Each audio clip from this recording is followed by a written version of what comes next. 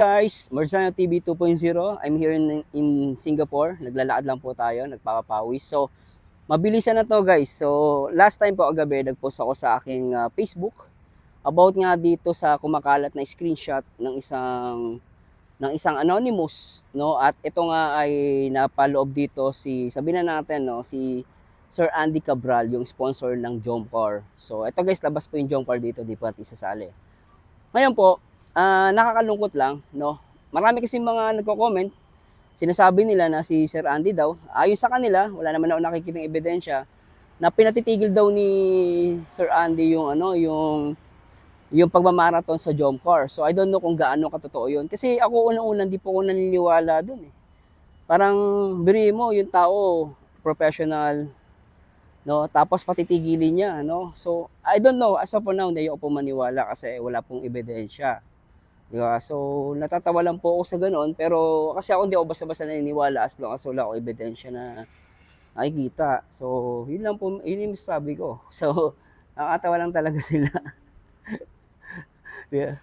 Kaya, ano lang, so, dapat talaga maging open-minded ka din sa mga bagay na napapakinggan mo, napapanood dito sa social media. Kasi, kapag masyado kang naniniwala sa nakikita mo at napapanood, so, may tendency po na ma-fake news ka, no?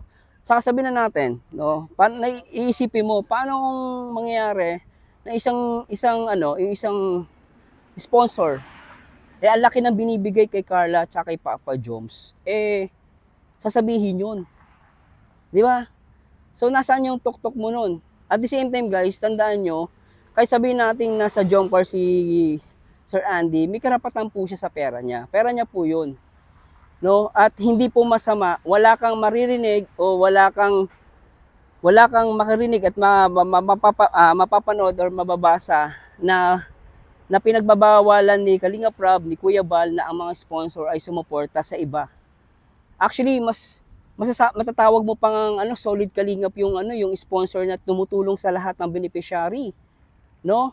Pero yung mga anti-kalingap, yung mga bumabalahura at sinisiraan yung sponsor na tumutulong sa kalingap. Kasi kung solid kalingap ka, dapat ipopromote mo yung mga sponsor na itumulong sila sa ibang beneficiary. Kasi una-una ako guys, real talk lang, si Carla, si Papa Joms, kasi si Carla po may YouTube channel na siya. She's already successful. Kumikita na po sa YouTube channel niya at syempre sa kay Kalinga Prab, no, kasi inaabotan pa rin siya. So, 'di ba? So bigyan natin ng chance yung iba pang mga Kalingap Angels na mga baguhan at iba pang Kalingap Angels na hindi naman malakas, no, hindi sila viral. No, na tulungan sila ng mga VIP sponsor ng Jomcar. Para sa akin, baka si Carla mag-agree sa sinasabi ko eh. No? Not unless kung si Carla mismo magsasabi na wag gawin ng mga VIP sponsor nila. Pero kasi in the end, kahit sino wala tayong karapatan na kontrolin yung kanilang paggawa. Kasi pera nila yon. Kahit saan mong tignan, kahit kumuha ka pa ng abogado mo, wala kang karapatan sa pera ng tao. No? Lalo personal na bagay niya yon. So nakakalungkot lang, hindi porket tumulong lang sa ibang love team, sa ibang Kalingap Angels, eh minamasama na ng iba. So para sa akin, illogical yung ganun eh. No? So nakakalungkot lang din na tumulong yung tao, nag-sponsor siya, konting bagay, binaba siya. Para sa akin to guys, hindi ko po kinakampihan si Sir Andy. So kung sa tingin nyo may mali siyang ginawa, i-post niyo. Pakita nyo yung ebidensya. No? Pero for now, dahil wala naman ako ebidensyang nakikita na si Sir Andy nagsasabi ng gano'n na wag i-marathon ng Jomcar. I don't know kasi nowadays ang daling gumawa ng ng daming account. And pwede nga gayahin yung account mo. Ako may gumagaya sa account ko eh.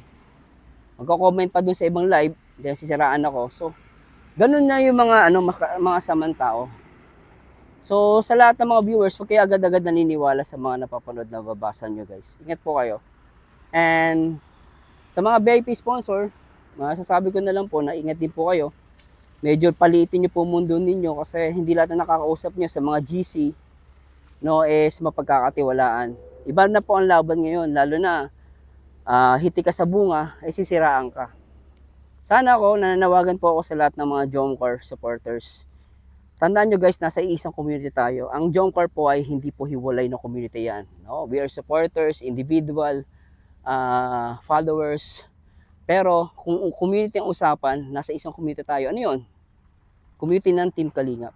Hindi po hiwalay ang Jomcar. So, nakakalungkot lang, nahati na kayo, napapansin ko, may mga nagko-comment, Jomcar 23, Jomcar 18, medyo nagkakaanoan. Pero maayos din po yan, naniniwala ako. At sana po maayos po kayo. Mahal ko po ang Jomcar. Lahat kayo guys. No, wala akong kinakampihan. Pero dun tayo sa alam natin tama. Mas maganda na yung nagkakasundo tayo kaysa nagsisiraan tayo. Kung may mga problemang ganyan, pag-usapan natin. Pero sabi ko nga, may kanya-kanya pag-iisip, may choices po kayo sa buhay ninyo. Kayo po ang makakasagot niyan. Pero kung tatanungin niyo po, no, supportahan po natin lahat. No, hindi ako po namimilit. Nag-i-encourage lang po ako. Sana maintindihan niyo po ako. At kung sa tingin niyo mali yung sinabi ko, no, don't take what I'm saying. No, opinion ko lang po 'yan. Pwede niyo po yang hindi i-take, no? Huwag niyo paniwalaan, itapon ninyo. Pero sa tingin niyo tama yung sinabi ko, bago niyo i-take, bago niyo i-observe, i-assess niyo muna. Nguyain niyo maigi, and then tsaka niyo i-take. Yun po masabi ko. Anyway, maraming salamat po. And supportan po natin palagi si Papa Joms and Carla Bros. Alright. Bye-bye guys.